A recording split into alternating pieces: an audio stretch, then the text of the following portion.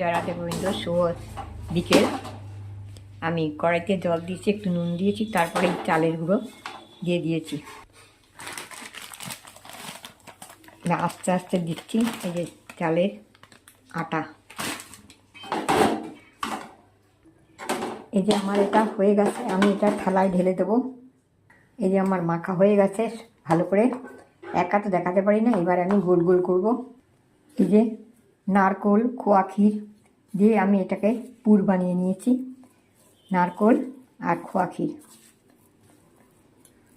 এটাকে এই বাটির মধ্যে পুরব। এবার এগুলো মুড়ে দেব। দুটো ছোটো এলাচ দিয়ে দিলাম ফাটিয়ে।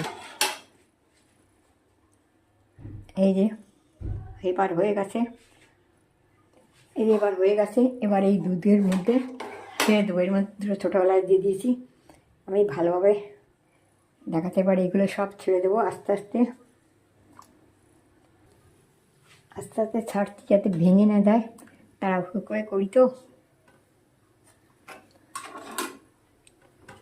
এই এত সুন্দর করে করি কিন্তু ভালো হয় না ভিডিও। একা হাতে করি তো সব কিছু ঠিক মতো দেখাতে পারি না।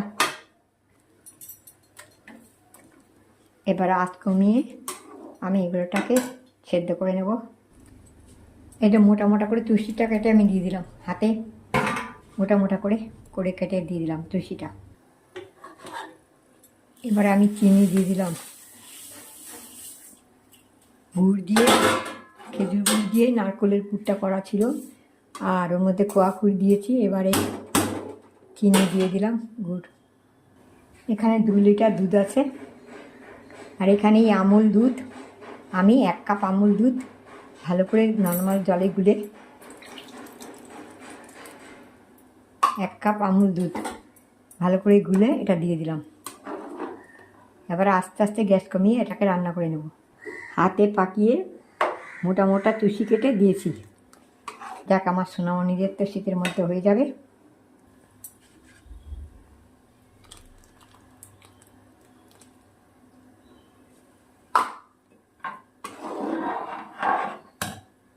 আর একটু দুধগুলো দিয়ে দিলাম। এটা আমার হয়ে গেছে। আমি 1 চামচ গোলাপ জল দিয়ে দিলাম, 1 চামচ দিলেও হয়, আমি তাও একটু দিলাম।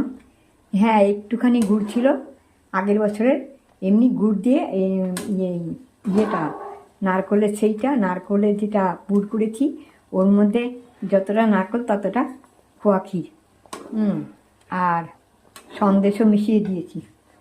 এই যে দেখছো